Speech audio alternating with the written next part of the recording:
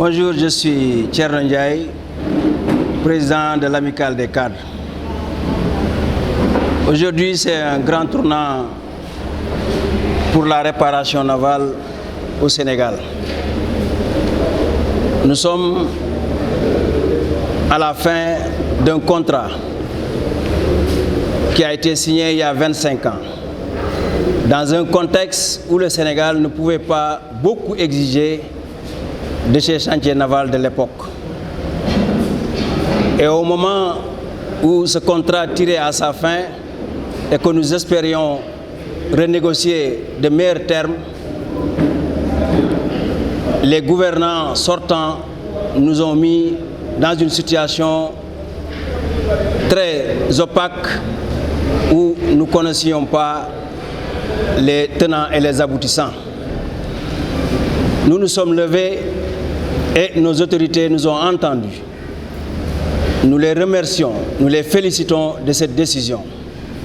Le président de la République, son Excellence, M. Bassirou Diomaye Faye, son Premier ministre et notre ministre de tutelle, Mme Fatou Diouf, qui nous a reçus, qui nous a écoutés, à qui nous avons donné nos points de vue sur la question.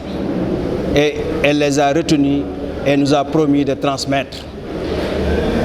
Ces points sont seulement le respect et la mise en avant des intérêts du Sénégal dans le prochain contrat de concession qui sera signé à tous les niveaux. Il faut que les intérêts du Sénégal soient mis en avant pour que nous puissions avoir les meilleures retombées des exploitations de ce chantier.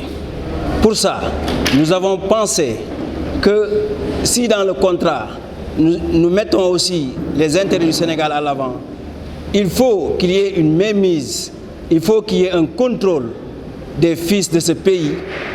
Et pour ça, il faut que la gestion soit sénégalaise. En particulier, nous, les acteurs du secteur des réparations navales.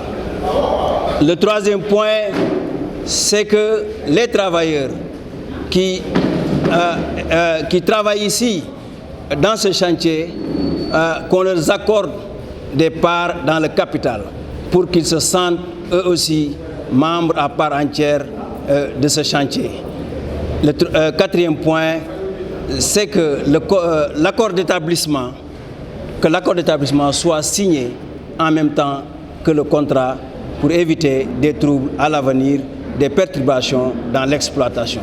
Ce chantier doit être mis à niveau pour répondre aux normes internationales et nous rassurons nos clients que si cela se passe comme ça, le chantier sera plus performant, il sera plus compétitif et ils y trouveront les services escomptés.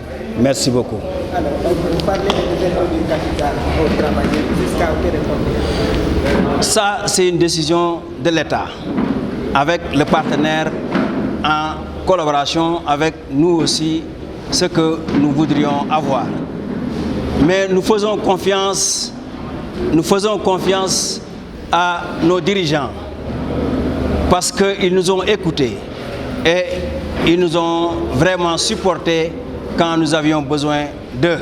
C'est pourquoi nous leur laissons cette latitude de pouvoir vraiment prendre les meilleures décisions sur cette question, bien sûr en prenant en compte nos préoccupations. On a parlé de contrat de concession, on parle des trucs également. Parmi les décisions. Nous n'avons pas de préférence. Les préférences pour nous sont les intérêts du Sénégal et les intérêts des travailleurs dans l'ensemble du contrat. Et pour que cela se passe, c'est comme je vous ai dit, les 4 conditions que nous avons posées, nous pensons que doivent être incluses dans les discussions. Merci beaucoup.